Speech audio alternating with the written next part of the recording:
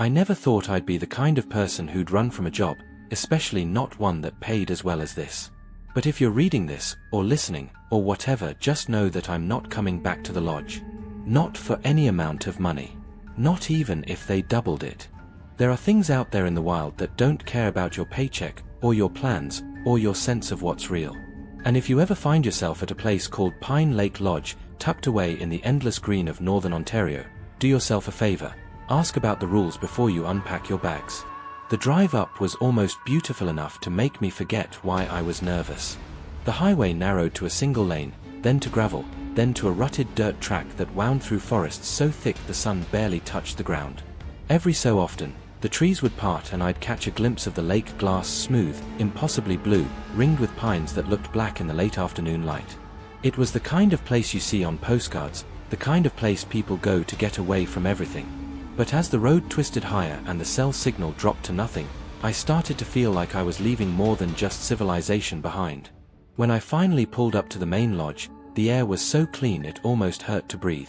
The building itself was old but sturdy, logs darkened by decades of rain and sun, with a wide porch that creaked under my boots. There were a few other cars in the lot, but no one in sight. Just the wind in the trees, the distant call of a loon, and the feeling that I was being watched. I wish I could say I trusted my gut and turned around right then. But I was broke and desperate, and the job sounded easy enough. Night shift caretaker, keep an eye on the cabins, make sure the guests were happy. They didn't mention the rules until later. By then, it was too late. By then, I'd already seen what happens when you break them. The front door groaned as I pushed it open, and the smell of pine and old wood hit me like a wall. The lobby was cozy in a way that felt almost staged. Antler chandelier, faded plaid couches, a stone fireplace with a stack of split logs beside it.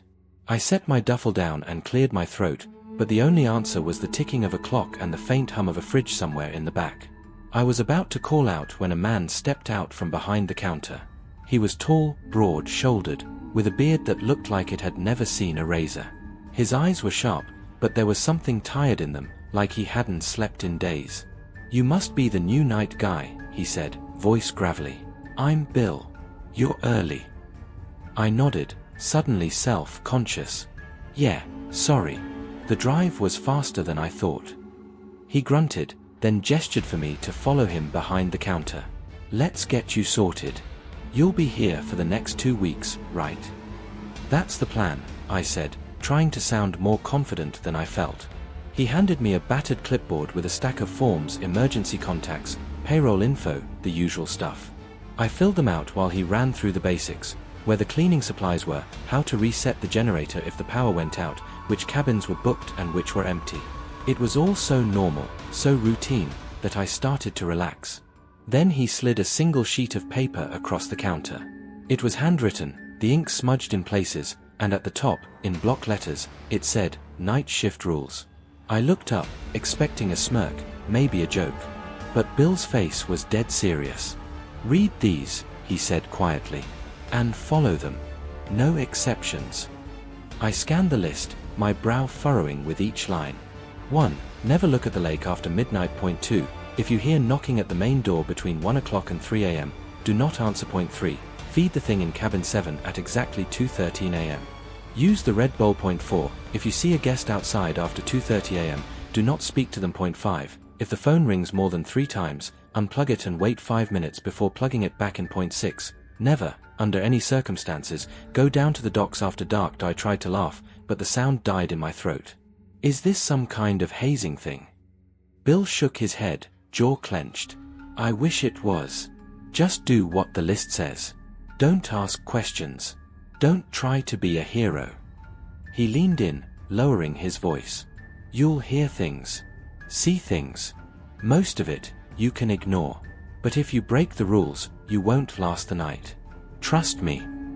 I stared at the paper, the words blurring for a second.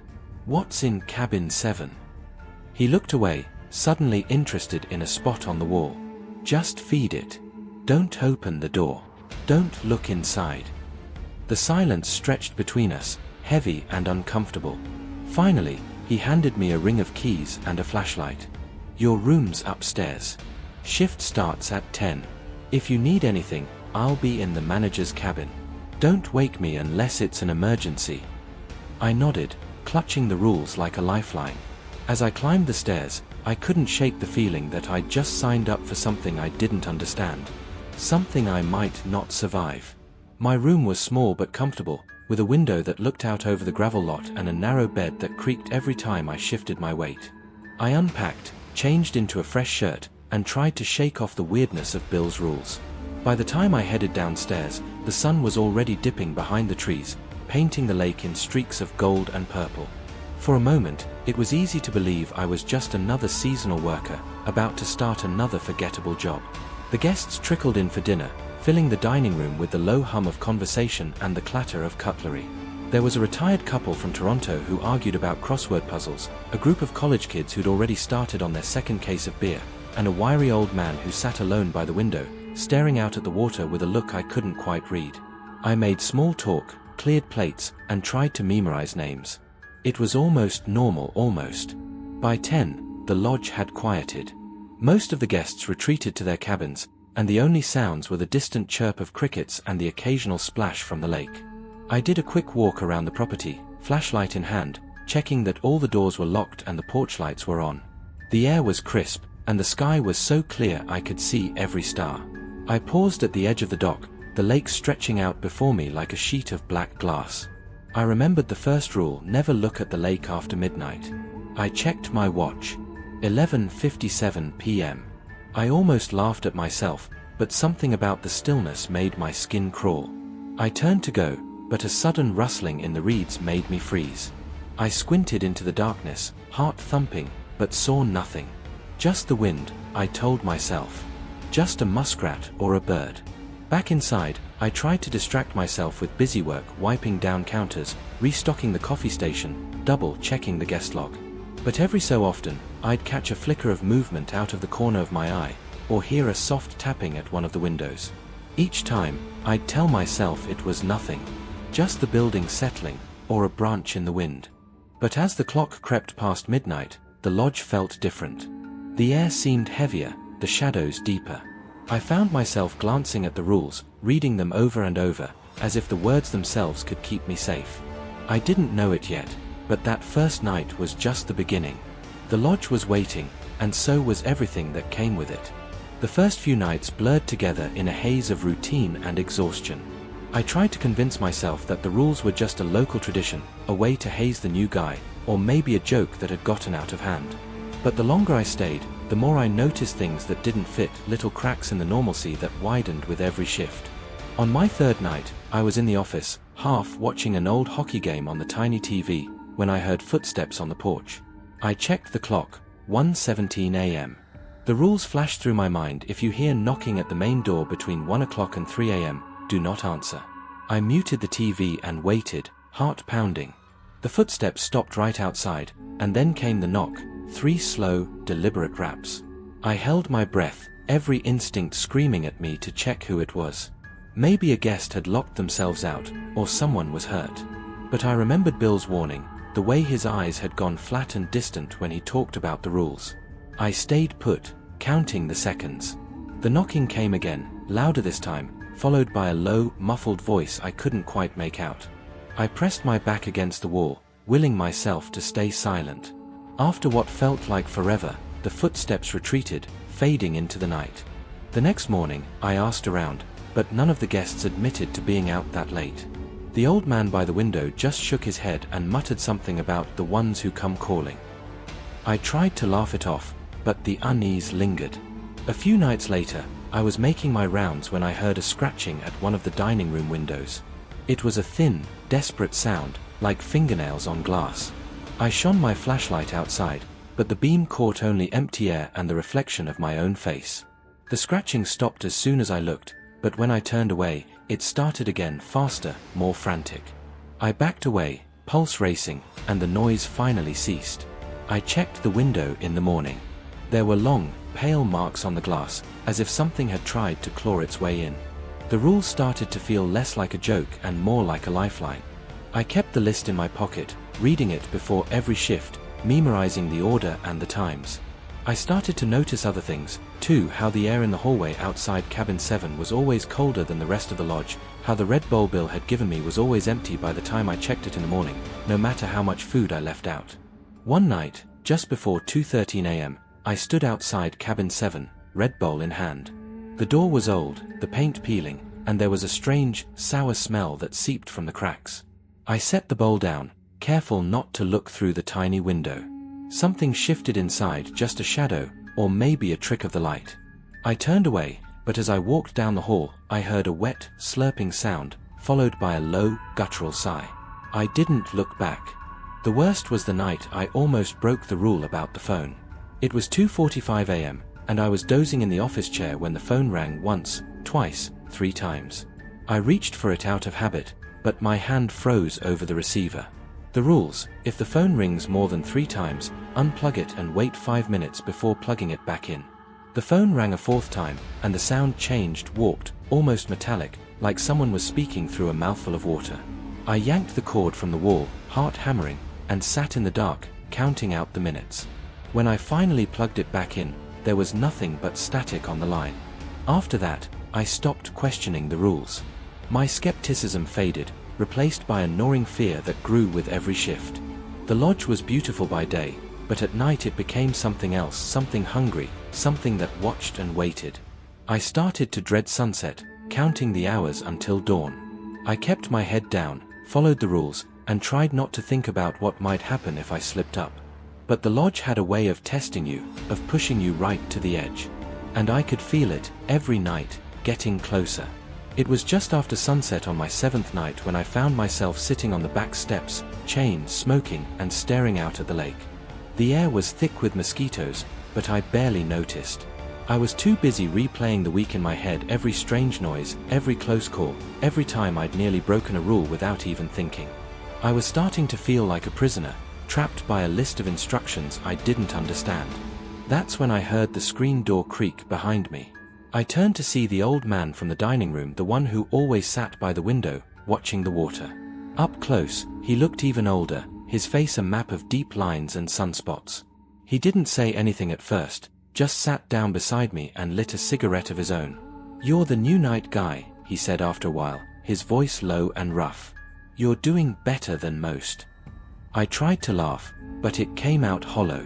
"Is that supposed to make me feel better?" He shrugged. "Most don't last a week. They think the rules are a joke. Or they get curious. Curiosity's what gets you killed out here." I glanced at him, searching his face for any sign he was messing with me. But his eyes were dead serious, fixed on the lake.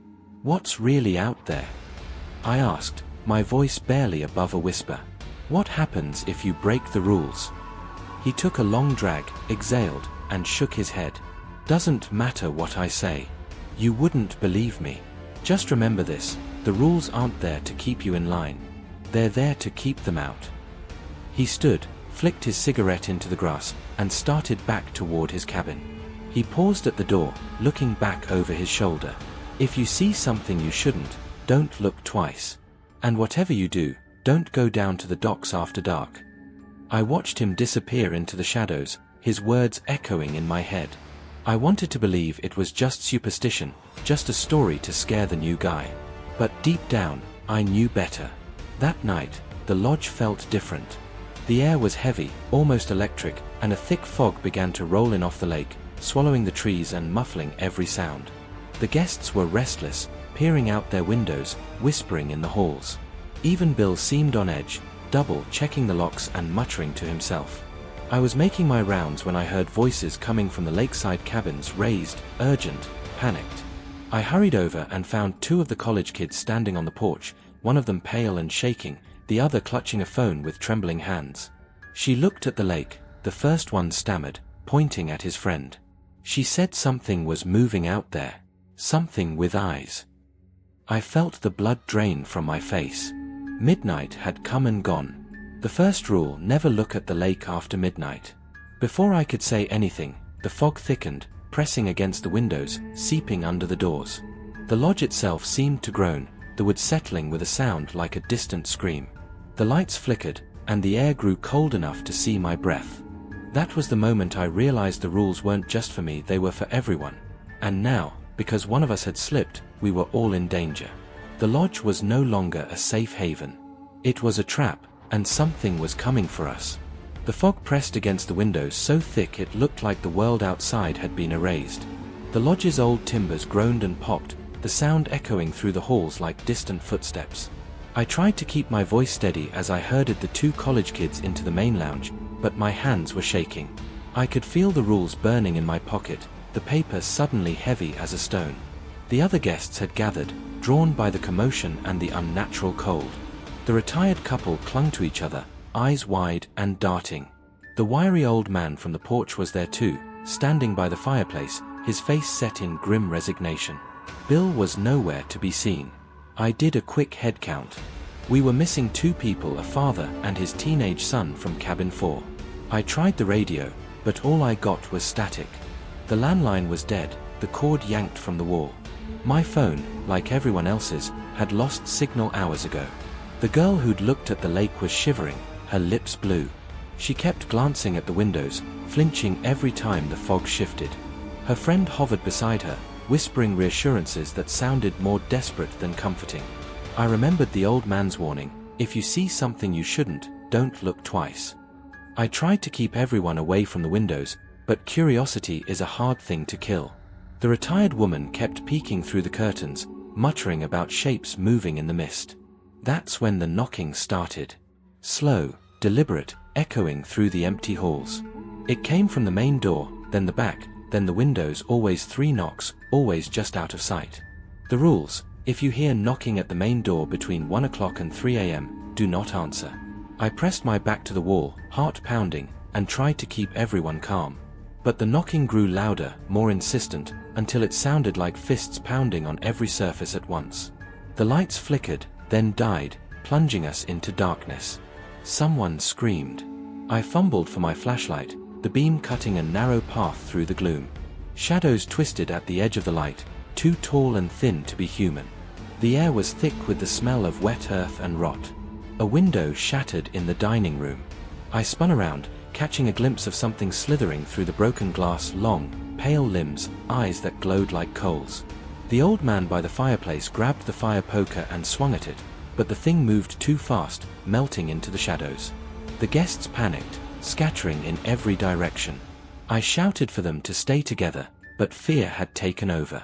The retired couple bolted for the stairs, the college kids huddled behind the bar, and the old man disappeared down the hall, fire poker raised. I remembered the rule about cabin 7, feed the thing at exactly 2:13 a.m. I checked my watch. 2:09. My stomach dropped. I'd forgotten the bowl in the chaos. I sprinted down the hall, the flashlight beam bouncing wildly. The air grew colder with every step, my breath coming in ragged clouds. I reached the supply closet, grabbed the Red Bull, and filled it with the raw meat Bill kept in the mini fridge. My hands shook so badly I nearly dropped it.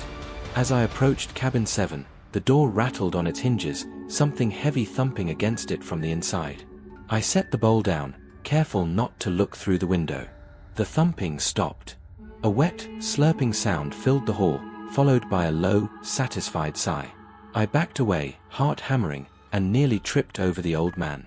He grabbed my arm, eyes wild. "They're in the walls," he hissed. "You have to get everyone together. Don't let them separate you." I nodded, swallowing hard, and ran back to the lounge. The fog had seeped inside, curling around the furniture like living smoke. The college kids were gone. The retired couple was nowhere to be seen. Only the girl who'd looked at the lake remained, curled up in a ball, rocking back and forth. I tried to pull her to her feet, but she wouldn't move. She kept whispering, "They're calling me. They're calling me." I slapped her, desperate, and she blinked, dazed, as if waking from a dream. The knocking started again, this time from inside the lodge. Doors slammed upstairs, footsteps pounded overhead. I heard a scream, cut short, and then silence. I dragged the girl with me, searching room after room. The fog was everywhere now, thick enough to choke on. Shadows darted at the edge of my vision, always just out of reach. I found the retired couple in the hallway, their faces blank, eyes wide and unseeing. They didn't respond when I called their names. I left them behind. I found Bill in the kitchen, clutching a shotgun, his face pale and drawn. "We have to get to the office," he said. "There's a key. Emergency exit. It's the only way."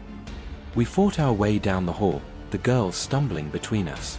The shadows pressed closer, whispering in voices that sounded like drowned men. Bill fired at something that lunged from the fog, the blast echoing through the lodge. The thing shrieked and vanished, but more took its place. We reached the office, slammed the door, and barricaded it with a desk. Bill fumbled with the keys, hands slick with sweat. The girl whimpered, covering her ears as the knocking started again, this time on the office door. I remembered the rule about the phone. It rang once, twice, 3 times. I yanked the cord, heart in my throat, and waited. The knocking stopped. The fog outside the window began to thin, just a little. Bill found the emergency key and pressed it into my hand. "Take her. Get to the shed out back. Don't look at the lake. Don't stop for anything." I nodded, adrenaline surging, and pulled the girl to her feet. We slipped out the back door, the fog swirling around us, the lodge behind us alive with screams and shadows. I didn't look back. I didn't dare. We stumbled through the trees, the shed looming ahead like a lifeline. I fumbled with the key, shoved the door open, and dragged the girl inside. We collapsed on the floor, gasping for breath, as the fog pressed against the windows, searching for a way in. I held her close, whispering the rules over and over, like a prayer. The night stretched on, endless and merciless, as the lodge behind us was swallowed by the things we'd let in. All I could do was wait for dawn, and hope the rules would be enough to keep us alive. The shed was little more than 4 walls and a roof, but it felt like a fortress compared to the chaos outside. I pressed my back against the door, every muscle in my body trembling. The girl huddled in the corner, knees drawn to her chest, her eyes fixed on the single grimy window. The fog pressed against the glass, swirling with shapes that almost looked human almost. For a moment, there was nothing but our ragged breathing and the distant, muffled screams from the lodge. Then, as if the night itself was holding its breath, everything went silent. The fog outside the window parted, and something moved through it, something impossibly tall and thin, with limbs that bent the wrong way and eyes that glowed like embers in a dying fire. I knew, without understanding how, that this was the thing from the lake. The thing the rules were meant to keep at bay. It glided across the clearing, its gaze fixed on the shed, and every instinct in my body screamed at me to run, to hide, to do anything but look back. But I couldn't move. I was frozen, caught in those burning eyes. The girl whimpered, clutching my arm. "It's calling me," she whispered, her voice barely audible. "It wants me to come outside." I remembered the old man's words, "If you see something you shouldn't, don't look twice." I squeezed my eyes shut, but the image of that thing was burned into my mind. I fumbled in my pocket for the rules, the paper now soft and worn from constant handling. My fingers brushed against the red bowl, still sticky with the remnants of the offering from Cabin 7. A sudden, desperate idea took hold. The rules weren't just warnings, they were bargains. Rituals. Maybe, if I could follow them exactly, I could buy us a way out. I forced myself to my feet, heart pounding so hard I thought it might burst. I dragged the girl up with me, whispering, "Don't look at it. No matter what you hear, don't look." The thing outside circled the shed, its shadow stretching across the walls. The air grew colder, thick with the smell of brine and decay. The knocking started again, this time on the shed door, 3 slow, deliberate raps. I remembered the rule: if you hear knocking at the main door between 1 o'clock and 3 a.m., do not answer. But this wasn't the lodge. This was different. The rules had been broken, twisted by what we'd let in. I had to make a new bargain. I grabbed the red bowl and, with shaking hands, slid it through the gap beneath the door. I whispered a plea I didn't know I remembered, words that tasted like blood and old water. The knocking stopped. For a moment, there was only silence. Then the thing spoke, its voice like the rush of the lake against the rocks. "A debt is owed. A price must be paid." I looked at the girl, her face pale and terrified. I thought of the others, Bill, the old man, the guests who hadn't made it. I thought of the rules, of the way they'd kept this thing at bay for so long. I knew what it wanted. I reached into my pocket and pulled out my own key to the lodge, the one Bill had given me on my first night. I pressed it into the girl's hand. When I say run, you run. Don't look back. Don't stop for anything. She shook her head, tears streaming down her face. I can't leave you. You have to, I said, forcing the words out. It wants me. I broke the rules. I'll pay the price. The thing outside pressed its face to the window, its eyes burning into mine. I stood, legs shaking, and opened the door just a crack. The cold hit me like a wave, stealing my breath. The thing reached for me, its fingers long and webbed, dripping with lake water. I stepped outside, the fog swallowing me whole. Behind me, I heard the girl sobbing, then the sound of her footsteps as she ran. The thing wrapped its arms around me, and for a moment, I thought I would drown in the cold, in the darkness, in the weight of everything I'd done wrong. But then, just as suddenly, the thing let go. The fog began to lift, the cold receded, and the first pale light of dawn crept over the trees. I collapsed to my knees, gasping for air, the rules still clutched in my fist.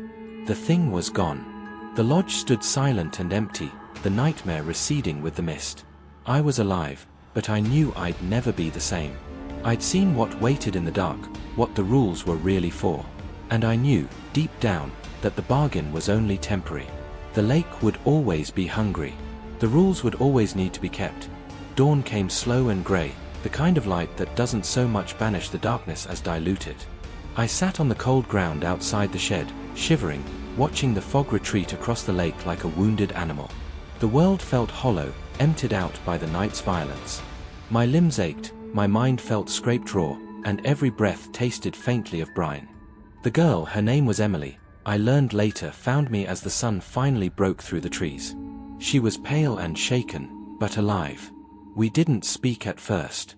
There was nothing to say. We just sat together, listening to the birds return, the world slowly stitching itself back together. Eventually, we made our way back to the lodge. The place looked like it had aged 100 years overnight. Windows shattered, doors hanging off their hinges, muddy footprints and streaks of something darker smeared across the floors. The silence inside was total. I found Bill's shotgun on the kitchen floor, but there was no sign of him, or the old man, or the other guests. It was as if the lodge had swallowed them whole. I wandered through the empty halls, the rules still clutched in my hand. I read them again, tracing each line with my finger, feeling the weight of every word. They weren't just instructions, they were warnings, bargains, desperate attempts to keep something ancient and hungry at bay. I understood that now, in a way I never had before. Emily packed her things in silence. I watched her from the porch as she loaded her bag into the back of her car. She paused, looking back at me, her eyes haunted. "Will it come back?" she asked. I nodded. "It always does. That's why the rules exist." She hesitated, then got in and drove away, the dust from her tires hanging in the morning air long after she was gone.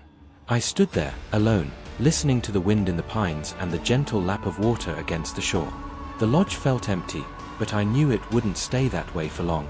A few hours later, a new car pulled up the drive, a battered sedan with Ontario plates. A kid stepped out, maybe 19, with a duffel bag slung over his shoulder and a hopeful look in his eyes.